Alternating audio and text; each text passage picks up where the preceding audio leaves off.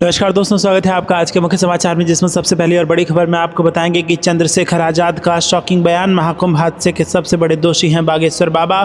खबर में आगे जिक्र होगा कि वोट के लिए बांट रहे हैं पैसा। संदीप दीक्षित ने केजरीवाल से पूछा बड़ा सवाल। आम आदमी पार्टी और बीजेपी पर किया वार।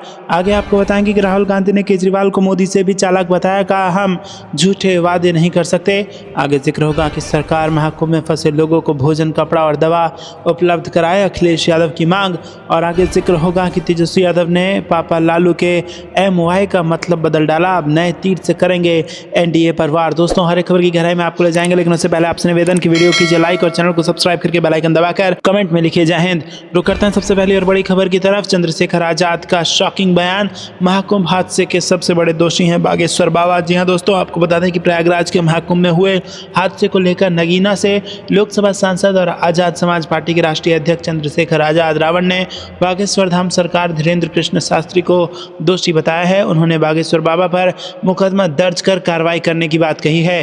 चंद्रशेखर आजाद ने महाकुंभ में हुए भगदड़ को लेकर कहा कि भगदड़ पर चर्चा होनी चाहिए, नाम बड़े और दर्शन छोटे। आपने इतने बड़े बड़े वादे किए थे और इतना बड़ा फेलियर हुआ है। जब प्रधानमंत्री इस बात पर ट्वीट करके संवेदना प्रकट कर चुके थे, तब भी मुख्यमंत्री इस बात को छुपा रहे थे।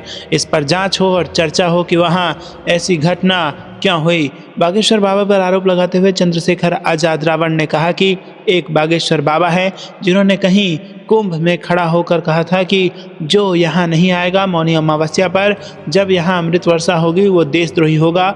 मैं मानता हूँ कि जो लोग वहाँ गए और अव्यवस्था की वजह से जिनकी जान गई, उन सभी के जिम्मेदार बागेश्वर बाबा हैं। उन पर मुकदमा करके उन्हें जेल में डाल देना चाहिए। उन्होंने लोगों से आह्वान किया और उनके इस आह्वान से वहाँ भीड़ पहुँची। मेरा मानना है कि ऐसे धर्माचार्यों पर सख्त कार्रवाई होनी चाहिए। ये बयान चंद्रशेखर आजाद ने दिया है। चंद्रशेखर आजाद ने आगे कहा कि वहां के अधिकारी आखिर किसके दबाव में थे कि इस पर संवेदना प्रकट नहीं कर रहे थे और इस पर अपनी बात नहीं रख रहे थे।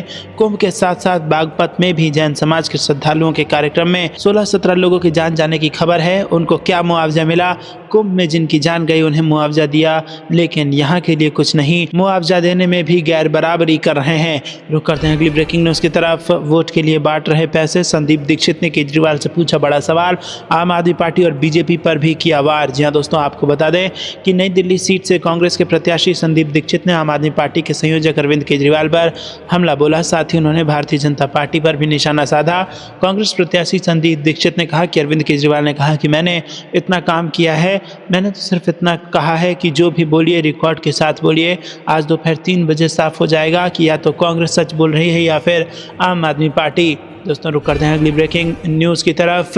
राहुल गांधी ने केजरीवाल को मोदी से भी चालाक बताया, कहा हम झूठे वादे नहीं कर सकते। जी हां दोस्तों, दिल्ली विधानसभा चुनाव जैसे जैसे नज़दीक आ रहा है, एक दूसरे पर नेताओं के हमले तेज होते जा रहे हैं।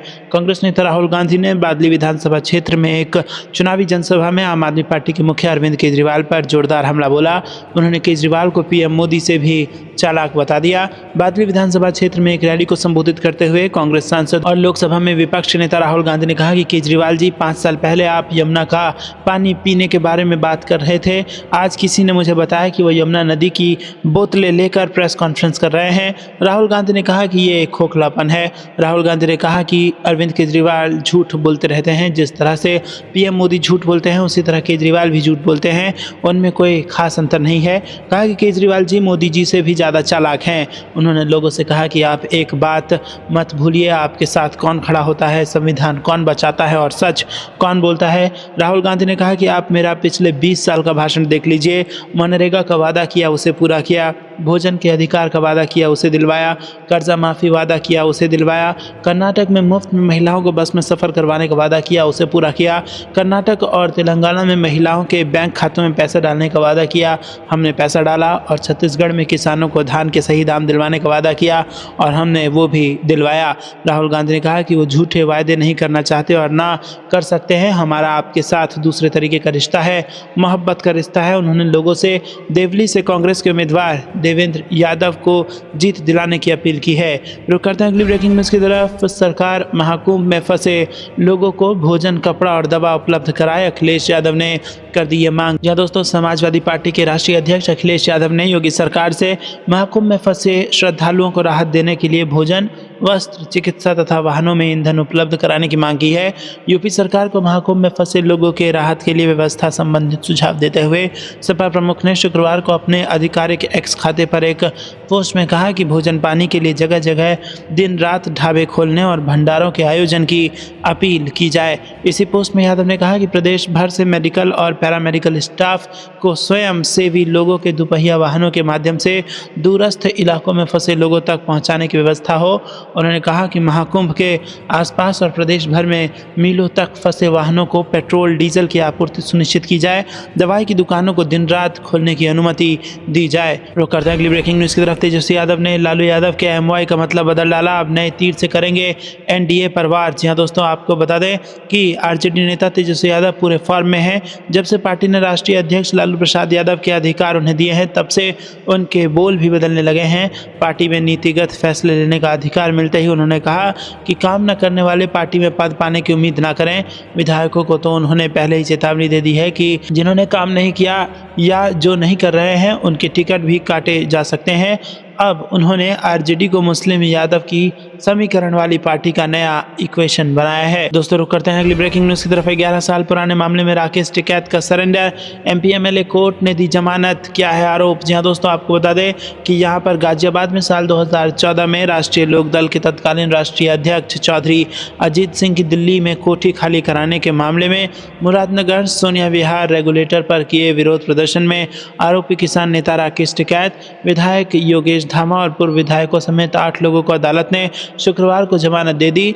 जमानत अर्जी से पहले उन्होंने अदालत में समर्पण किया था। बचाव पक्ष के अधिवक्ता चौधरी अजयवीर सिंह एडवोकेट ने बताया कि 18 सितंबर 2014 को आरएलडी के राष्ट्रीय अध्यक्ष चौधरी अजीत सिंह की दिल्ली में कोठी खाली कराने के विरोध में मुरादनगर सोनिया विहार रेगुलेटर पर रालोद और किसान यूनियन के कार्यकर्ताओं और जाट समाज के लोगों ने प्रदर्शन किया था।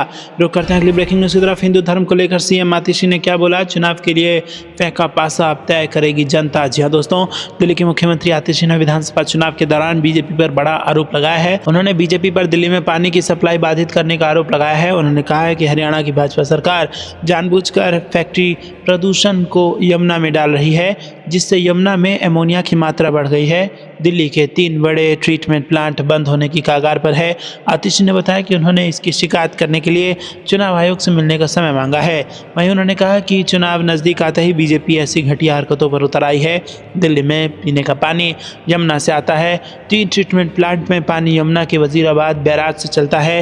हरियाणा की भाजपा सरकार दिल्ली की जल आपूर्ति बाधित करने के लिए फैक्ट्री का सारा प्रदूषण यमुना में छोड़ रही है। उन्होंने कहा कि ये गंदगी DD8 की बजाय यमुना में छोड़ी जा रही है और इसके चलते ट्रीटमेंट प्लांट बंद होने की कगार पर है, जिससे कई इलाकों में पानी की सप्लाई भी बाधित हो सकती है। दोस्तों आपको बता दें कि एनडीएमसी इलाके में भी पानी काटा जा सकता है। चुनाव नज़दीक आते ही यमुना में अमोनिया का स्तर भी लगातार बढ़ता जा रहा है और हरियाणा की भाजपा सरकार ये जहरीला पानी दिल्ली के लिए छोड़ रही है। हिंदू धर्म में पानी पीना बंद करना पाप है, ये पाप बीजेपी कर रही है। मुख्यमंत्री ने कहा कि बीजेपी जहरीला पानी छोड़कर चुनाव को प्रभावित कर रही है। हार की घबराहट में बीजेपी की हरियाणा सरकार ने जहरीला पानी छोड़ा है। दोस्तों करते हैं अगली ब्रेकिंग न्यूज़ की तरफ। साफ करने का दावा तो पैसे बनाने का तरीका, राहुल गांधी ने नाव पर की यमुना की सैर। जी हाँ दोस्तों, आपको बता दें कि कांग्रेस के वरिष्ठ नेता राहुल गांधी ने यमुना की सफाई को लेकर आम आदमी पार्टी सुप्रीमो अरविंद केजरीवाल पर जोरदार हमला बोला और कहा कि यमुना की सफाई का दावा महज जुमला है, ये सिर्फ पैसा बनाने के लिए किया जाता है। राहुल गांधी ने यमुना तट पर पहुंचकर मछुआरों से बातचीत की और नाव में सवार होकर नदी की सैर भी की। दोस्तों आपको बता दें कांग्रेस नेता राहुल गांधी ने कहा कि पिछले चुनाव में अरविंद केजरीवाल ने कहा था कि वो यमुना में डुबकी लेंगे, लेकिन 5 साल हो गए हैं और 2025 आ गया है, उन्हें आकर डुबकी लेनी चाहिए।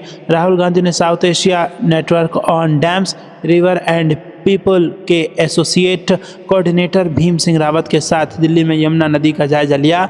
जब राहुल गांधी ने रावत से यमुना के बारे में बात की तो रावत का कहना था कि यमुना गंगा की सबसे बड़ी सहायक नदी है। जब तक यमुना की स्थिति ठीक नहीं होगी, गंगा की भी स्थिति ठीक नहीं हो सकती। गंगा जी को ठीक करने के लिए यमुना को ठीक करना ही होगा। रुक करते हैं अगली ब्रेकिंग न्यूज़ की तरफ। हिंदू धर्म में पानी रोकने से बड़ा कोई पाप नहीं, केजरीवाल ने चुनाव आयोग को सौंपा 6 पेज का जवाब। जी दोस्तों, आम आदमी पार्टी प्रमुख अरविंद केजरीवाल ने कहा कि दिल्ली के सीएम आतिशी ने हरियाणा के मुख्यमंत्री नायब सिंह सैनी को फ़ोन किया। उन्होंने अमोनिया के स्तर को कम करने या अमोनिया के स्तर को कम करने के लिए अतिरिक्त पानी छोड़ने के लिए कहा। उन्होंने मांगों पर सहमति तो जताई लेकिन कार्रवाई नहीं की। दोस्तों, आपको ये कुछ लगता है कमेंट में जरूर बताइए। वीडियो को लाइक नहीं किया तो लाइक जरूर कीजिएगा। रुक करते हैं अगली ब्रेकिंग न्यूज़ की तरफ। यूपी सरकार खुद कार्ड बांट रही थी। महाकुंभ भगदड़ पर अखिलेश यादव के सवाल। वीआईपी भगत पर घिरे योगी। जी हाँ दोस्तों, उत्तर प्रदेश से स्थित प्रयागराज में महाकुंभ के दौरान मची भगदड़ को लेकर अब सियासत भी शुरू हो गई है। समाजवादी पार्टी के राष्ट्रीय अध्यक्ष और कन्नौज सांसद अखिलेश यादव ने राज्य और केंद्र सरकार दोनों को जिम्मेदार ठहराया है। अखिलेश यादव ने कहा कि इस दुखद हादसे के चलते 30 लोगों ने अपनी जान गंवाई और 60 लोग इसमें घायल हो गए हैं। इनमें 5 लोग ऐसे हैं जिनकी पहचान नहीं हो सकी है। संसद की कार्रवाई में हिस्सा लेने दिल्ली पहुंचे अखिलेश यादव ने कहा कि दुखद घटना है। सरकार ने प्रचार ज़्यादा किया लेकिन इंतजाम उतने नहीं किए। योगी सरकार द्वारा मुआवजे के ऐलान पर यूपी के पूर्व सीएम ने कहा कि 25 लाख की मदद राशि कम है। अखिलेश यादव ने कहा कि महाकुंभ में जिनकी जानें गई हैं और लापता लोगों की सूची जारी करें। सरकार आशंकाओं को दूर करे और आशंकाएं तभी दूर होंगी जब सूची जारी होगी। रुक करते हैं अगली ब्रेकिंग न्यूज़ की तरफ। पहले यमुना जी का पानी पीकर दिखाओ फिर मैं अस्पताल में मिलूंगा। राहुल गांधी ने केजरीवाल को दिया खुला चैलेंज। जी हाँ दोस्तों, आपको बता दें कि दिल्ली चुनाव प्रचार के तहत कांग्रेस नेता राहुल गांधी बवाना में जनसभा करने पहुंचे। राहुल गांधी के निशाने पर भाजपा के साथ ही आम आदमी पार्टी और अरविंद केजरीवाल थे। राहुल गांधी ने दोनों पर हमला करते हुए कहा कि पानी की समस्या है, यहाँ पीने का पानी नहीं मिलता है, गंदा पानी मिलता है, महंगा पानी खरीदना पड़ता है। मोदी जी ने और आरएसएस ने नफरत फैलाने का काम किया है। जहाँ भी जाते हैं धर्म को धर्म से, जाति को जाति से लड़ाते हैं, एक भाषा को दूसरी भाषा से लड़ाते हैं। आपका धन अंबानी अडानी जैसे अरबपतियों को पकड़ा देते हैं। मोदी सरकार ने 20-25 अरबपतियों का 16 लाख करोड़ रुपए कर्ज माफ़ किया। आप अपने बच्चों को निजी कॉलेज विश्वविद्यालय में भेजते हो, बीमार होते हो प्राइवेट अस्पताल भेजते हो। जितना आप जीएसटी देते हो उतना ही अंबानी अडानी देते हैं। राहुल गांधी ने केंद्र की मोदी सरकार पर आरोप लगाते हुए कहा कि एक शर्ट खरीदो वही शर्ट अडानी खरीदेगा, उतना ही जीएसटी देगा। दोस्तों, रुक करते हैं अगली ब्रेकिंग न्यूज़ की तरफ। महाकुंभ भगदड़ हादसे पर जमात इस्लामी हिंद ने दिया बयान। योगी सरकार से कर दी बड़ी मांग। जी दोस्तों, महाकुंभ में मौनी अमावस्या के दिन अमृत स्नान से पहले मची भगदड़ में 30 लोगों की मौत हो गई है और 60 लोग घायल हो गए हैं। हादसे को लेकर जमात इस्लामी हिंद ने बुधवार को दुख जताया। संगठन ने कहा कि केंद्र और यूपी की सरकार को इस घटना की जिम्मेदारी लेते हुए कुंभ में व्यवस्थाओं की कमियों को तुरंत दूर करना चाहिए। जमात इस्लामी हिंद ने हादसे को लेकर केंद्र की मोदी सरकार और यूपी की योगी सरकार से बड़ी मांग भी कर दी है। उन्होंने कहा कि आम तीर्थयात्रियों को वीआईपी के समान सुरक्षा की जरूरत है। दुख की इस घड़ी में हम शोक संतप्त परिवारों के प्रति अपनी संवेदना व्यक्त करते हैं। मुस्लिम संगठन ने कहा कि हम उन लोगों के साथ खड़े हैं जिन्होंने अपनों को खोया है। इस दुख की घड़ी में पीड़ित परिवारों को शक्ति मिले ऐसी दुआ करते हैं। जमात इस्लामी हिंद के वाइस प्रेसिडेंट सलीम इंजीनियर ने कहा कि घटना एक बार फिर इस बात को दर्शाती है कि इस तरह की विशाल भीड़ में सावधानीपूर्वक योजना और भीड़ को कंट्रोल करने की तत्काल जरूरत है। श्रद्धालुओं की सुरक्षा ही प्राथमिकता होनी चाहिए। वहीं वीआईपी के लिए पहुंचकर उनकी सुरक्षा को प्राथमिकता देने के बजाय उसे नज़रअंदाज करना चाहिए। रुक करते हैं अगली ब्रेकिंग न्यूज़ की तरफ। केजरीवाल के घर के बाहर स्वाति मालीवाल ने फेंका कचरा, पुलिस ने कर दिया डिटेन। जी हाँ दोस्तों, आपको बता दें कि आम आदमी पार्टी से राज्यसभा सांसद स्वाति मालीवाल को दिल्ली पुलिस ने हिरासत में ले लिया है। स्वाति गुरुवार को आम आदमी पार्टी के राष्ट्रीय संयोजक अरविंद केजरीवाल के आवास के बाहर कूड़ा गाड़ी लेकर पहुंची और पूरा कूड़ा फेंक कर प्रदर्शन कर रही थी। पुलिस ने जब उन्हें डिटेन किया तो उन्होंने कहा कि आज पूरी दिल्ली कूड़े का ढेर बन गई है। मैं यहाँ अरविंद केजरीवाल से मिलने आई थी लेकिन पुलिस ने मुझे डिटेन कर लिया है। पहले पोस्ट में स्वाति ने लिखा कि विकासपुरी इलाके में सड़कों पर सालों से कूड़े का ढेर लगा है। लोगों में बहुत गुस्सा है। ये सारा कचरा उठाकर केजरीवाल के घर फेंकने जा रहे हैं। बुरा हाल कर रखा है पूरी दिल्ली का। जो गंदगी और बदबू दिल्ली वासी रोज झेलते हैं आज वो केजरीवाल झेलेंगे। जनता आ रही है, केजरीवाल जी डरना मत। रुक करते हैं अगली ब्रेकिंग न्यूज़ की तरफ। दिल्ली के चुनावी दंगल में राहुल गांधी की एंट्री, कांग्रेस फूक फूक कर रख रही है कदम। जी हाँ दोस्तों, पूर्व कांग्रेस अध्यक्ष और नेता प्रतिपक्ष राहुल गांधी ने स्वास्थ्य लाभ के बाद दिल्ली में कांग्रेस का प्रचार अभियान शुरू कर दिया। लेकिन केजरीवाल को लेकर ऊहापोह और इंडिया गठबंधन में दरार ने इस अभियान को सियासी चोट जरूर पहुंचा दी है। राहुल गांधी नई दिल्ली में संदीप दीक्षित के साथ वाल्मीकि मंदिर में पूजा अर्चना उन्होंने की, लेकिन केजरीवाल के खिलाफ नई दिल्ली में तो कोई सियासी बयानबाजी नहीं की। नई दिल्ली वो सीट है जहां से केजरीवाल उम्मीदवार हैं। बाद में पूर्व दिल्ली कांग्रेस अध्यक्ष अनिल चौधरी के समर्थन में रैली करते हुए राहुल गांधी ने शीश महल और शराब घोटाले पर पहली परिवार सीधे केजरीवाल को घेरा। हालांकि वाल्मीकि मंदिर में पूजा अर्चना और अगले 3 दिनों में 5 में से 3 कार्यक्रम राहुल के ओखला, मटिया महल, चांदनी चौक जैसे मुस्लिम बहुल इलाकों में है। ये रणनीति बता रही है कि राहुल की पहली रणनीति अपने बेस वोट दलित मुस्लिम को वापस पाने की है। दरअसल कांग्रेस की समस्या ये है कि उसके आक्रामक प्रचार के बाद भी केजरीवाल जीते तो वो बैकफुट पर। रुक करते हैं अगली ब्रेकिंग न्यूज़ की तरफ। चंडीगढ़ मेयर चुनाव में आम आदमी पार्टी के साथ गठबंधन पर नाखुश है पंजाब कांग्रेस। प्रताप बाजवा ने हाईकमान से कर दी शिकायत। जी हाँ दोस्तों, पंजाब कांग्रेस की अगर चली तो चंडीगढ़ में आम आदमी पार्टी का मेयर नहीं बनेगा। नेता विपक्ष प्रताप सिंह बाजवा ने इस संबंध में पार्टी हाईकमान को बता दिया है कि किस प्रकार से अमृतसर और फगवाड़ा में सत्तारूढ़ आम आदमी पार्टी ने कांग्रेस का मेयर बनने से रोका है। बाजवा बुधवार को दिल्ली में ही थे। कांग्रेस ने उन्हें विधानसभा चुनाव में 7 विधान हलकों का वरिष्ठ पर्यवेक्षक लगाया है। बाजवा ने बताया कि हमें अपनी बात रख दी है हमने और आगे निर्णय पार्टी को लेना है। रुक करते हैं अगली ब्रेकिंग न्यूज़ की तरफ। केजरीवाल को चुनाव आयुक्त पर करारा प्रहार, अमित शाह और नायब सैनी को दी खुली चुनौती। जी हाँ दोस्तों, आपको बता दें कि आम आदमी पार्टी के राष्ट्रीय संयोजक व पूर्व मुख्यमंत्री अरविंद केजरीवाल ने यमुना के पानी को लेकर भाजपा के साथ मुख्य चुनाव आयुक्त को भी घसीटा है। केजरीवाल ने कहा कि पिछले काफ़ी दिनों से यमुना के पानी में अमोनिया की मात्रा काफ़ी ज़्यादा बनी हुई थी और कहा कि सीएम आतिशी ने कई बार हरियाणा के सीएम नायब सैनी को फ़ोन करके इस स्थिति में सुधार करने को कहा, लेकिन बाद में उन्होंने फ़ोन भी उठाने बंद कर दिए। तब हार कर हमें सार्वजनिक रूप से बयान देना पड़ा। कहा कल नायब सैनी जी ने पल्ला में नौटंकी की, पानी पिया नहीं बल्कि पीने का नाटक किया, शायद इसलिए क्योंकि उसमें बदबू आ रही होगी। केजरीवाल ने मुख्य चुनाव आयुक्त राजीव कुमार पर भी पक्षपात करने का आरोप लगाया। कहा उन्हें पैसे, चादरें और गिफ्ट बांटना नज़र नहीं आता, वो सिर्फ हमें ही नोटिस जारी करते हैं, शायद इसलिए क्योंकि 28 फरवरी को रिटायर होने के बाद उन्हें आगे भी भाजपा से नौकरी चाहिए। रुक करते हैं अगली ब्रेकिंग न्यूज़ की तरफ। हमारी सरकार होती तो बिहार में पत्रकार की पिटाई पर बोले तेजस्वी यादव। जी हाँ दोस्तों, आपको बता दें कि बिहार के भागलपुर में सोशल मीडिया पत्रकारों की पिटाई पर लालू यादव की पार्टी राष्ट्रीय जनता दल के नेता तेजस्वी यादव ने डबल इंजन सरकार की कार्यशैली पर सवाल उठाया। उन्होंने कहा कि इससे पता चलता है कि बीजेपी जेडीयू के राज में पदाधिकारी कैसे काम करते हैं। उन्होंने कहा कि सरकार में ये घटना हुई होती तो अब तक नेशनल मीडिया में ये मामला छाया रहता। सिवान में पत्रकारों से बात करते हुए तेजस्वी यादव ने बताया कि महागठबंधन की सरकार बनती है तो जनता को क्या क्या सुविधाएं सरकार मुहैया कराएगी। बुधवार को भागलपुर से एक वीडियो वायरल हुआ जिसे आधार बनाकर आरोप लगाया कि जेडीयू के सांसद अजय मंडल ने सोशल मीडिया के पत्रकारों को पटक कर पीटा। 2 पत्रकार घायल हो गए हैं जिनको अस्पताल में भर्ती कराया गया। रुक करते हैं अगली ब्रेकिंग न्यूज़ की तरफ। मौनी अमावस्या पर हुई भगदड़ की जाँच करने पहुँचे मुख्य सचिव और डीजीपी, घटनास्थल का कर दिया दौरा। जी हाँ दोस्तों, मौनी अमावस्या पर संगम नोस पर हुई भगदड़ की जांच करने के लिए मुख्य सचिव मनोज कुमार और डीजीपी प्रशांत कुमार घटनास्थल पर पहुंचे। उनके साथ बड़ी संख्या में अधिकारी मौजूद हैं। दोनों अधिकारियों ने संगम तट पर पहुंचकर भगदड़ वाले स्थान का जायजा लिया। इस दौरान पुलिस अधिकारियों से घटना की जानकारी ली। दोस्तों, आपको बता दें कि मौनी अमावस्या पर अनियंत्रित भीड़ के दबाव से बैरिकेडिंग टूट जाने के बाद संगम नोस पर रात्रि 1 बजे से 2 बजे के बीच भगदड़ मच गई। इसमें दम घुटने से 30 श्रद्धालुओं की मौत हो गई और जबकि 60 लोग घायल हो गए। घायलों को इन्हें मेडिकल कॉलेज में भर्ती कराया गया जिसमें 30 श्रद्धालुओं की मौत हो गई।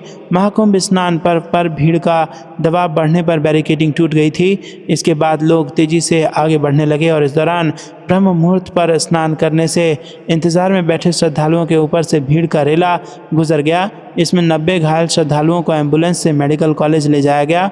इसमें 30 की इलाज के दौरान मौत हो गई थी। मृतकों में गुजरात के 1, कर्नाटक के 4, असम के 1 श्रद्धालु शामिल हैं। घायलों में कुछ को लेकर उनके परिजन घर चले गए और अभी 36 घायलों का इलाज मेडिकल कॉलेज में चल रहा है। स्थिति अब सामान्य है। दोस्तों, रुक करते हैं अगली ब्रेकिंग न्यूज़ की तरफ। कुंभ भगदड़ में 30 से ज़्यादा की मौत हो चुकी है और 60 घायल हैं। 19 घंटे बाद पुलिस ने इसको कबूला है। बेहद दुखद खबर है दोस्तों। महाकुंभ में संगम तट पर मची भगदड़ में 30 लोगों की दुखद मौत हुई है। 60 लोग घायल हो गए हैं जिनका कुंभ क्षेत्र के सेक्टर 2 में बने अस्पताल में इलाज चल रहा है। इस हादसे पर डीआईजी कुंभ और मेला अधिकारी प्रेस कॉन्फ्रेंस करके उन्होंने जानकारी दी है। डीआईजी ने कहा कि महाकुंभ प्रयागराज में भारी भीड़ का दबाव बना और इस वजह से बैरिकेड्स टूट गए और इसके बाद भीड़ ने लोगों को कुचलना शुरू कर दिया। डीआईजी मेला वैभव कृष्ण ने बताया कि महाकुंभ में रात 1 से 2 बजे के बीच भगदड़ हुई थी। 30 मृतकों में से 25 की पहचान कर ली गई है और इसमें 4 लोग कर्नाटक के और एक श्रद्धालु गुजरात का रहने वाला था। अन्य 5 की पहचान की जा रही है। डीआईजी ने साथ ही ये भी बताया कि वहां कोई वीआईपी प्रोटोकॉल नहीं था। हादसे में घायल हुए लोगों की जानकारी के लिए हेल्पलाइन नंबर 1920 जारी किया गया है। इससे पहले मुख्यमंत्री योगी आदित्यनाथ और संतों ने श्रद्धालुओं से अनुशासन बनाए रखने की अपील की। सीएम और संतों ने कहा कि श्रद्धालु अपने नज़दीकी घाट पर स्नान करें। मुख्यमंत्री ने कहा कि श्रद्धालु मां गंगा के जिस भी घाट के पास हैं वहीं स्नान करें, संगम नोज की ओर जाने की कोशिश ना करें और कई घाट बनाए गए हैं जहां आसानी से स्नान किया जा सकता है।